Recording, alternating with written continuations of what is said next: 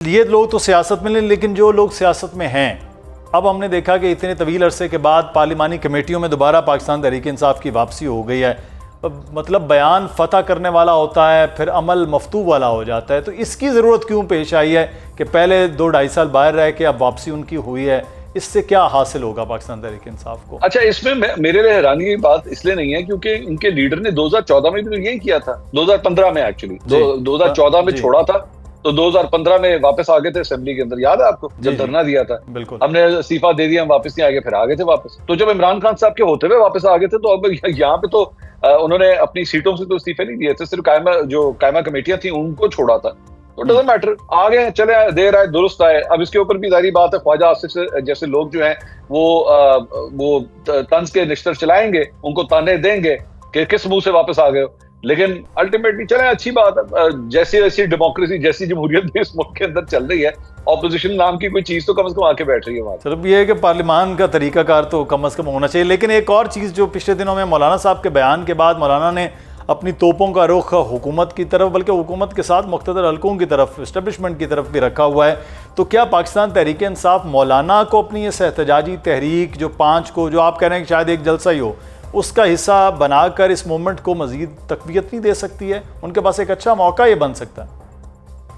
نہیں، میں نہیں سمجھتا. میرا خیال میں مولانا اور پاکستان تحریک انصاف کا جو ہے نا وہ آپس میں پیچ اپ نہیں ہو سکتا، کیونکہ دونوں کا ووٹ بینک جو ہے نا بالکل مختلف ہے اور وہ ایک دوسرے کو برداشت کرنے کے لیے تیار نہیں ہے. کھل کے جو بات کی جائے، آپ مجھے 1 منٹ کے لیے چلیں ازیوم کر لینا کہ یہاں پہ پاکستان تحریک انصاف کے جلسے کے اندر جو ہے وہ گانے چل رہے ہوں اور وہاں پہ مولانا کے جو ہے وہ جو ڈنڈا بردار فورس ہے وہ کھڑی ہے وہاں پہ. آپ یہ سین امیجن کر سکتے ہیں؟ کبھی ہو سکتا ہے اس طرح؟ اور دوسری بات یہ کہ جو حلقہ انتخاب ہے وہ بھی ایک ہے، وہاں پہ بھی کلیش ہے آپس میں.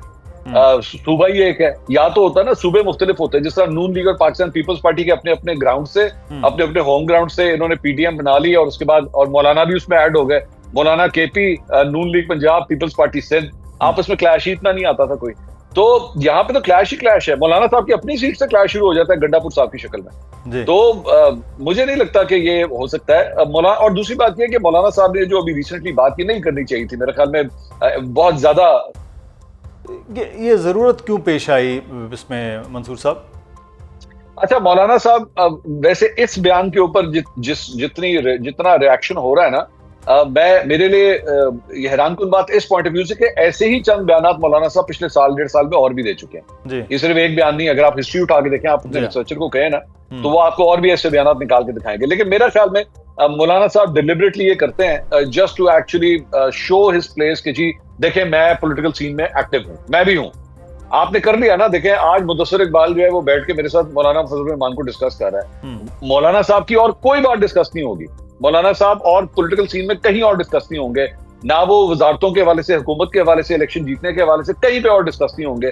لیکن جب آپ اس قسم کا بیان دیں گے، اب آپ پچھلے میرے خیال میں اتوار کو دیا تھا مولانا صاحب نے بیان، تو اتوار سے لے کے آج جمعے کا دن آ چکا ہے، 5 دن آپ نیشنل میڈیا کے اوپر سپیس لینے میں کامیاب ہو گئے. میرے خیال میں 2-3 دن اور چلے گی، اس کے بعد گانی ختم ہو جائے گی. That's it. مولانا صاحب مہینے 1.5 مہینے کے بعد ایک اور اس طرح کا بیان دے دیں گے، پھر 4-5 دن جو ہے وہ گفتگو ہوگی، پھر ختم ہو جائے گی. تو یہ صرف اور صرف میرے خیال میں ایکٹیو رہنے کے لیے یہ بات کر لی، لیکن زیادہ چلے گئے. میرے خیال میں ایک لائن سے زیادہ مولانا صاحب آگے چلے گئے. منصور علی خان ہمارے ساتھ ہیں. ہم کشمیر کے الیکشن کے حوالے سے بات کر لیتے ہیں. جی بی کا الیکشن تھا، بڑی ایکٹیویٹی نظر آ رہی تھی. گو کہ اس وقت بھی پاکستان پیپلز پارٹی کی قیادت تھی، میاں صاحب گئے لیکن اس طرح کا جلسہ نہیں کیا، لیکن ایکٹیویٹی تھی. کشمیر کے ایک طرف تو حالات ہیں وہ بھی کے سامنے ہے، جوائنٹ ایکشن کمیٹی جو کل عدم ہے اس کا بھی معاملات ہیں. بلاول بھٹو وہاں گئے ہیں. یہ جو کشمیر کے الیکشن کی سرگرمیاں جو ہیں وہ اب نہیں ہو پا رہی ہیں. اس الیکشن اور سیاسی جماعتوں کا رول وہ اگلے آنے والے دنوں میں 10 دن رہ گئے ہیں، وہ کیا نظر آئے گا؟ اچھا، میں آپ کو اپنی ایک ملاقات کا احوال آپ کے ساتھ شیئر کرتا ہوں. اور یہ جب میں ملاقات کے احوال کی بات کر رہا ہوں تو میں پاکستان پیپلز پارٹی کے ٹاپ 10 میں سے ایک شخصیت کے ساتھ میری یہ سٹنگ ہوئی آج سے کوئی ہفتہ پہلے. اچھا. تو کشمیر کا معاملہ جو ہے وہ ڈسکس ہوا. ان کی بائی دا وے ان کی بھی ڈیوٹی لگی ہوئی ہے یہ کشمیر الیکشنز کے حوالے سے پیپلز پارٹی کی طرف سے. تو میں نے ان سے پوچھا، میں نے کہا جی کیا ہو رہا ہے؟ تو یہ جو احتجاج وغیرہ اور جو صورتحال وہاں پہ ہے، تو انہوں نے کہا یہ معاملہ سیریس ہے، یہ معاملہ بہت سیریس ہے اور یہ احتجاج نہیں ہونا چاہیے. یہ ان لوگوں کی جو جائز باتیں ہیں، جو جائز ہیں، یہ امپورٹنٹ ہے، جو جائز باتیں ہیں وہ سنی جانی چاہیے, لیکن ان لوگوں کے اندر بھی ایسے ایلیمنٹس ہیں جو اس معاملے کو جو ہے وہ ریاست پاکستان کے خلاف جو ہے وہ استعمال کرنا چاہتے ہیں. ان کے اپنے مفادات ہیں, ان کی اپنی ریزنز ہیں جس کی وجہ سے معاملہ اتنا خراب ہو گیا. اگر وہ ایلیمنٹس بیچ میں سے نکل جائیں یا ان کی جواب بندی کروا دی جائے تو ان کے جو جائز مطالبات ہیں وہ ان کی نظر میں بھی, مطلب پیپلز پارٹی کے اس رہنما کی نظر میں بھی, انہوں نے کہا یہ حل ہونے چاہیے. دوسری بات یہ کہ وہ یہ سمجھتے ہیں کہ اس کی انگیجمنٹ ہونی چاہیے ان لوگوں کے ساتھ, بات چیت ہونی چاہیے ان لوگوں کے ساتھ, اور اس معاملے کو جو ہے بائی فورس اٹیمپٹ کر کے ریزالو کرنا ایک صحیح حل نہیں ہے, یہ ان کی رائے تھی. تو پاکستان پیپلز پارٹی جو ہے وہ اس موقع کے اوپر یہ سمجھتی ہے کہ 12 نشستوں کے معاملے کے اوپر جو ہے سب سے زیادہ جو کریٹیکل پوزیشن ہے وہ ایکچولی نون لیگ کی ہے. وہ یہ سمجھتے ہیں کہ پاکستان پیپلز پارٹی کو اس کا اتنا نقصان نہیں ہے جتنا سب سے زیادہ نون لیگ کو ہے. تو وہ نون لیگ کا اتنا بوجھ اٹھانے کے لیے تیار بھی نہیں ہے. یہ جو 12 نشستوں سے 6 نشستیں کرنے کی بات آئی تھی, یہ ایکچولی آئیڈیا پاکستان پیپلز پارٹی کا فلوٹڈ ہے کہ یہ ایسا ہو جانا چاہیے, لیکن مسلم لیگ نون اور ظاہری بات ہے مقتدر حلقے یہ اس کے اوپر بہت زیادہ انسسٹ کر رہے ہیں کہ اس کے اندر کسی قسم کی کوئی تبدیلی جو ہے وہ نہیں ہونی چاہیے. لیکن معاملہ میرا خیال میں آزاد کشمیر کے اندر کم از کم جو مجھے رپورٹس آئی ہیں مختلف شہروں سے, وہ معاملہ کافی سیریس ہے, اور لوگوں کا جو لیک آف انٹرسٹ ہے یا جو پولیٹیکل کیمپیننگ آپ کو جس طرح جی بی میں نظر آئی تھی, اور بڑی ایکٹیو, کیونکہ قدرتی طور پہ یہ کوئنسیڈنٹلی ہوا تھا کہ اس الیکشن سے ہفتہ پہلے میں خود جی بی میں ہی گیا تھا, میں چھٹیاں منانے کے لیے گیا تھا, تو میں نے ساری وہ ایکٹیویٹی خود اپنی آنکھوں سے دیکھی تھی. ایسی کوئی صورتحال اس وقت آپ کو کشمیر میں نظر نہیں آ رہی.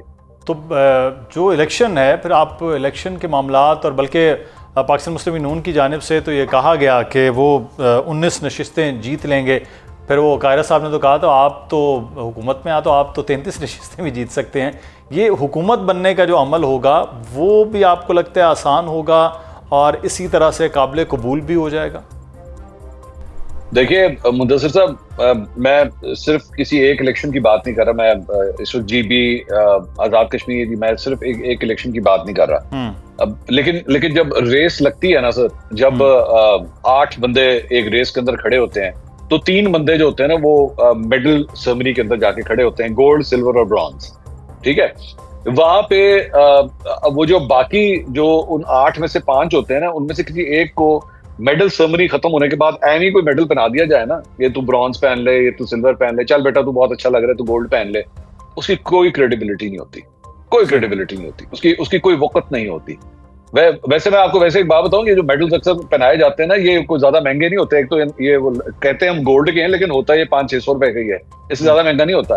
لیکن اس کی جو وقت ہے نا, اس کی جو کریڈیبلٹی ہے وہ اس کی ویلیو کوئی نہیں ہے, کیونکہ وہ جیتے ہوئے شخص کو پہنائی جاتی ہے. انفارچونیٹلی پاکستان کے جمہوری نظام کے اندر جو ہے نا, اس میڈل کی, اس ونر کے میڈل کی جو کریڈیبلٹی ہے, اس کی جو امپورٹنس ہے, وہ بہت ختم ہو چکی ہے. آج لوگ اپنے سامنے گزرنے والے ایم این اے, ایم پی اے, سینیٹر, منسٹر کو جب دیکھتے ہیں نا, تو سب سے پہلے ان کے ذہن میں یہ نہیں آتا کہ یہ میرا ریپرزینٹیٹو جا رہا ہے. ان کے ذہن میں سب سے پہلے ایک فارم آتا ہے ذہن میں, اور ان کے سب سے پہلے ذہن میں ایک کریڈیبلٹی کا سوال آتا ہے. انفارچونیٹلی یہ سلسلہ جو 2024 فروری 2024 سے سٹارٹ ہوا تھا, یہ سلسلہ آج بھی پاکستان کے ہر الیکشن کے اندر جو ہے وہ دیکھا جا رہا ہے. اور انفارچونیٹلی پاکستان کی جو حکمراں جماعت ہے اسے شاید اب فرق بھی نہیں پڑتا, اس سے کریڈیبلٹی کا کوئی فرق بھی نہیں پڑتا کہ آپ اس کے بارے میں کیا سوچتے ہیں. وہ اتنے معاف ہو چکے ہیں اس ساری چیز سے کہ وہ کہتے ہیں آپ جو مرضی انگلیاں اٹھاتے رہیں, یہی نظام ہے, اسی نظام کے ذریعے آپ کرتے رہیں, کریڈیبلٹی پہ جو آپ نے سوال کرنے ہیں. یہ جو جھنڈے والی گاڑی ہے نا, اس میں ہی بیٹھوں گا, آپ کا کوئی رائٹ نہیں اس میں.